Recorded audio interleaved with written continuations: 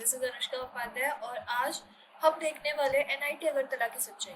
क्या एनआईटी अगरतला के अंदर वेस्ट वाले बच्चों को ईस्ट में जाके कोई प्रॉब्लम होती है, या फिर एनआईटी अगरतला के क्या इतने सच में लो पैकेजेस हैं, या फिर एनआईटी अगरतला जाना वर्थ इट रहेगा या नहीं? तो देखते हैं इसको हमारे एक स्टूडेंट के थ्रू, जिनका नाम है ऋषु। तो हम अपने वेलकम करते हैं अपने गेस्ट को, ऋषु जी को। मेरा नाम ऋषुराज है। I am from Bihar and I am currently doing my BTech from NIT Agartala. My branch is Computer Science. Rishu, अगर आपको याद हो तो आपके टाइम पर जेई की कट ऑफ क्या थी? In general category for Computer Science, I think 26,000 or 26,500 was the last. And what for the home state? Home state के लिए 1 लाख पे भी लोग आते हैं। अगर वो कैटेगरी उनका SC ST में है तो फिर 2 लाख 2.5 लाख पे भी वहाँ पे आ सकते। अदर स्टेट के लिए अगर CSE ब्रांच चाहिए तो आपका कैटेगरी अगर SC ST भी है तो आप आई थिंक 35-40,000 तक में आ सकते हैं। ओके, सो मेरा नेक्स्ट क्वेश्चन ये है कि आपने बोला बिहार से हैं, आप भी एक तरीके से हमारे वेस्ट इंडिया से ही बिलोंग करते हैं।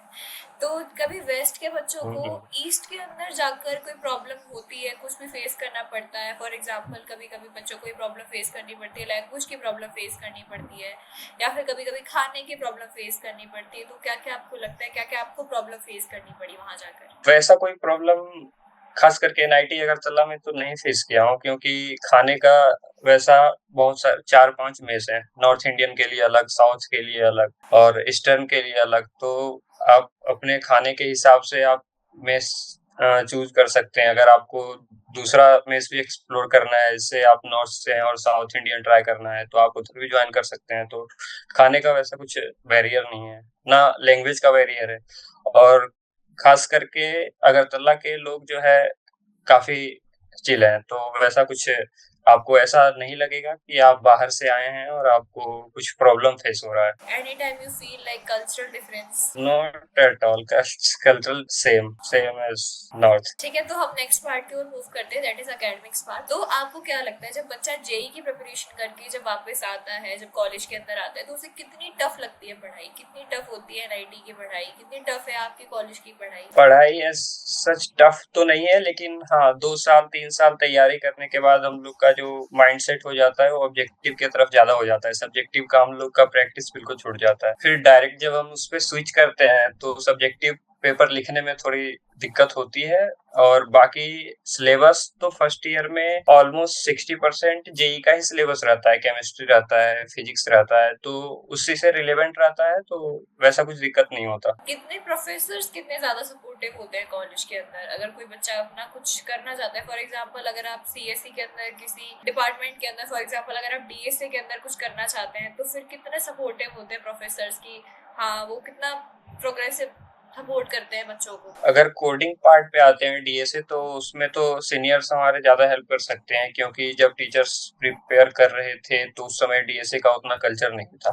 उसको लेकर के सीनियर्स काफी सपोर्टिव रहते हैं। बाकी अगर आपको रिसर्च में जाना है तो रिसर्च के लिए आपको जिस भी प्रोफेसर से कांटेक्ट करना है उसके लिए वो सब काफी सपोर्ट करते हैं। तो नेक्स्ट क्वेश्चन है कि आपके कॉलेज की अभी करेंटली फीस कितनी है? मतलब अगर एक साल की बात करें, एक सेमेस्टर की बात करें, होल 4 इयर्स की बात करें, मेस का खाना इंक्लूड करके, हॉस्टल फीस इंक्लूड करके कितना बनता है? फीस एक्चुअली कैटेगरी वाइज है, जैसे कि आपका एनुअल इनकम पे वो डिपेंड करता है। तो अगर आपका एनुअल इनकम 1 लाख से कम है तो आपका जो है ट्यूशन फी 0 हो जाता है, और मेस फी और हॉस्टल फी मिला करके पर सेमेस्टर 30,000 to 35,000 जाता है। और अगर आपका 1 से 5 के बीच में है फैमिली इनकम, तो आपका जो है ट्यूशन फी 30,000 हो जाता है और मेस फी सेम 30 to 35,000 रहता है। और अगर आपका 5 लाख से एबव है तो आपका 63 या 69,000 के आसपास आपका ट्यूशन फी लग जाता है, और 35,000 के आसपास टल और मेस। सो होल ओवर कितना पड़ जाता है आपको 4 साल? 4 साल में अगर एबव 5 lakhs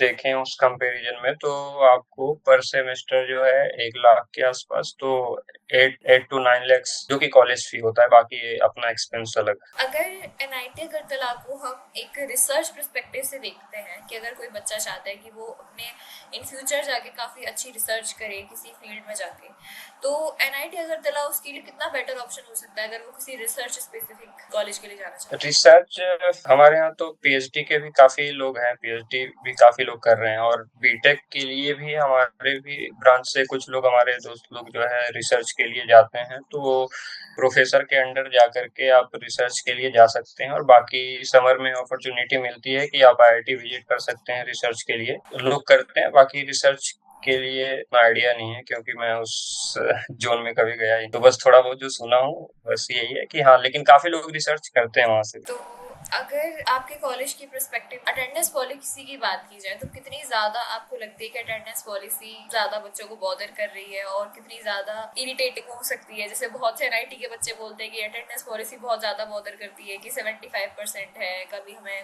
स्ट्रिक्टली होती है। कितना आपको लगता है कि आपके कॉलेज की अटेंडेंस पॉलिसी बच्चों को बॉदर करती है? यहाँ भी है 75%, बट बॉदर करने का मतलब ये है कि आपको डिवाइड नहीं किया जाएगा। 75% से आपका अगर अटेंडेंस नीचे है तो वो आपका एक ग्रेड कम करेंगे। अगर आपको एक्सीलेंट आ रहा है तो आपको ए देंगे, ए आ रहा है तो बी। तो थोड़ा सा तो वो करता है कि किसी को कॉलेज में अटेंडेंस मैंडेटरी पसंद नहीं होता है, तो यहाँ भी वही सीन है। ठीक है, अगर हम बात किया जाए कि क्लब्स और फेस्ट के बारे में, तो कितने टेक कल्चर फेस्ट होते हैं, कितने टेक फेस्ट होते हैं, कितने कल्चरल फेस्ट होते हैं आपके कॉलेज के अंदर?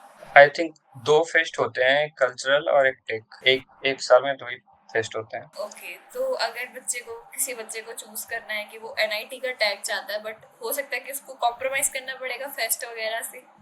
नहीं, फेस्ट तो मतलब बाकी कॉलेजेस में भी शायद यही सीन है, 2-3 फेस्ट ही होते हैं। तो यहाँ भी कल्चरल फेस्ट काफी सही होता है, टेक फेस्ट भी बढ़िया होता है। कभी भी स्किप हो जाता है उस किसी रीजन से, लेकिन टेक फेस्ट वगैरह होते रहते हैं। कभी डीजे नाइट वगैरह कुछ, मतलब वो प्रोग्राम वगैरह ऑर्गेनाइज होता है। क्या ऋषु, आपको भी ऐसा फील आता है कि आपको भी कभी कभी एक ऐसा फील आता है कि काश मैं अपने एरिया में होता तो शायद मुझे इस चीज़ की अभी छुट्टी मिल रही होती? फॉर एग्जाम्पल, आप बिहार से हैं तो छठ सेलिब्रेट किया जाता है बिहार के अंदर, तो आपको ईस्ट में वहाँ पर उस चीज़ की छुट्टी नहीं दी जाती होगी कॉलेज के अंदर, ना दिवाली पे शायद बहुत कम छुट्टी दी जाती है। तो क्या कभी कभी इस चीज़ की बैरियर फील होता है कि हाँ, अगर कभी किसी वेस्ट के कॉलेज के अंदर होता तो शायद ऐसा नहीं होता? ये है कि छठ के अंदर जो है, छठ के टाइम पे हम लोग को छुट्टी नहीं मिलता है, क्योंकि उधर साइड जो है दुर्गा पूजा बढ़िया से मनाया जाता है। तो दुर्गा पूजा के ही टाइम 15 दिन का, 10 दिन का वो छुट्टी मिल जाता है। और ऑलमोस्ट छठ के टाइम पे हम लोग का 2 दिन बाद एग्जाम स्टार्ट हो जाता है इंटर्म का। तो फिर हम लोग अभी तक तो 3 साल हो गया है, एक बार भी छठ के टाइम पे घर नहीं जा पाए हैं। बट वहाँ पे छठ के टाइम पे क्लब है जो कि ऑर्गेनाइज करता है, तो फिर वैसा फील नहीं होता है कि घर से बाहर है। तो छठ का वहाँ पूरा वहाँ पे सेटअप हो जाता है। ओके, मतलब बच्चे ही इस तरीके से ऑर्गेनाइज करते हैं कि कभी हाँ, हाँ, भी बच्चे को वहाँ हाँ। से अलग फील ना हो। ठीक है, तो आपको शायद कोडिंग क्लब्स के बारे में ज्यादा पता होगा बिकॉज आपका डिपार्टमेंट ही सीएसई है। तो कितने कोडिंग कल्चर, कितने कोडिंग क्लब्स आपके यहाँ पर एक्टिव है? कितने क्लब्स जो गूगल्स के क्लब्स होते हैं या फिर जो पर्टिकुलर कॉलेज के अंदर कोडिंग क्लब्स होते हैं वो कितने ज्यादा एक्टिव है? कोडिंग क्लब, यहाँ क्लब्स तो बहुत सारे हैं, लेकिन कोडिंग के लिए स्पेसिफिक एक डीसीसी क्लब है। स्टार्टिंग में मैं भी जब फर्स्ट ईयर सेकंड ईयर में था, मैं भी उसमें चाहता था जाना, बट उसमें थोड़ा सा पहले से ही कोडिंग नॉलेज थोड़ा अगर है स्टूडेंट को तो उसमें जाना आसान होता है। और मैं थोड़ा लेट स्टार्ट किया था, ऑलमोस्ट सेकंड ईयर के स्टार्टिंग से मैं कोडिंग स्टार्ट किया था, तो मैं उसमें जा नहीं पाया था। बट कल्चर सही है वहाँ का। तो मतलब अगर कोई बच्चा पहले से कोडिंग जाता है तो वो बहुत सपोर्टिव है, इंस्टिल वो उतना सपोर्ट नहीं करते?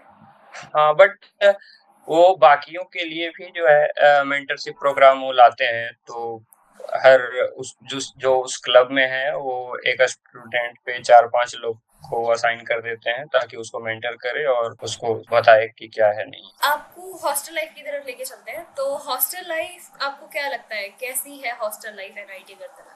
हॉस्टल लाइफ ही बेस्ट है। हॉस्टल में जाने के बाद आप जो है वो कर सकते हैं, काफी सही। हॉस्टल का माहौल भी बढ़िया है, काफी क्लीन है।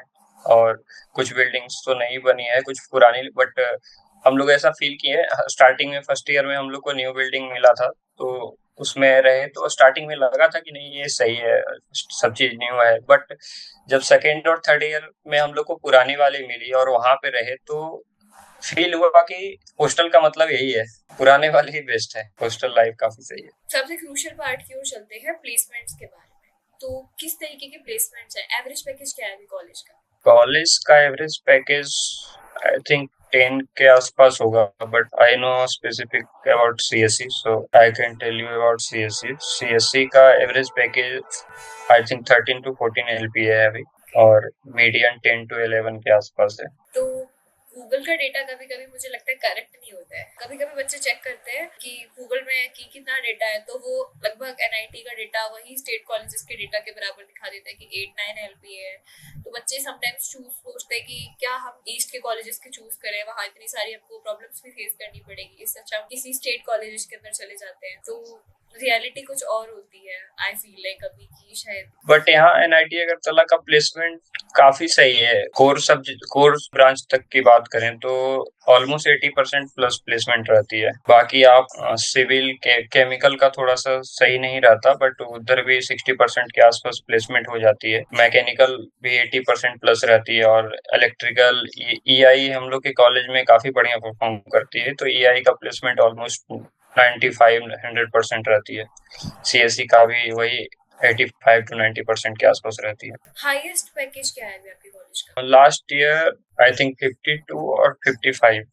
किस ब्रांच से पर्टिकुलर? सीएससी से ही। Okay, yes. और बाकी मैकेनिकल वगैरह से कितने प्लेसमेंट्स तक चले जाते हैं? हाईएस्ट उसमें भी इस बार लास्ट जो है वो टेक में ही लिए हैं, तो टेक में उनका 30 के आसपास है। बाकी कोर में जो गया है उसका पीएसयू वगैरह में किसी में लगा है तो 18 LPA के आसपास है। नेक्स्ट क्वेश्चन है कि सबसे बड़ी कंपनीज आपको क्या लगता है कॉलेज के अंदर कौन सी सबसे बड़ी कंपनीज विजिट करती है? लास्ट ईयर से बोले तो कोहेसिटी है, माइक्रोसॉफ्ट है, अमेजोन है, काफी कंपनी है बड़ी बड़ी जो विजिट कर रही है regular. My final question is कि आपको क्या लगता है, अगर मैं आपसे पूछूं one thing that you like most about this college? North east में होने के बाद प्लेसमेंट काफी सही है यहाँ का, तो और कॉलेज का कैंपस काफी बड़ा है, तो वो सही है।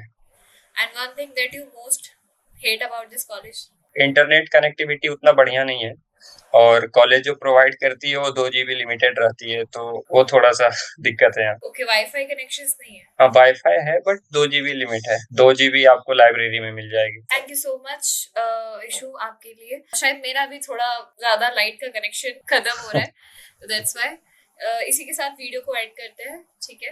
Thank you so much issue. एक बार वीडियो को लाइक कर दीजिएगा, शेयर कर दीजिएगा, सब्सक्राइब कर दीजिएगा, और थैंक यू सो मच।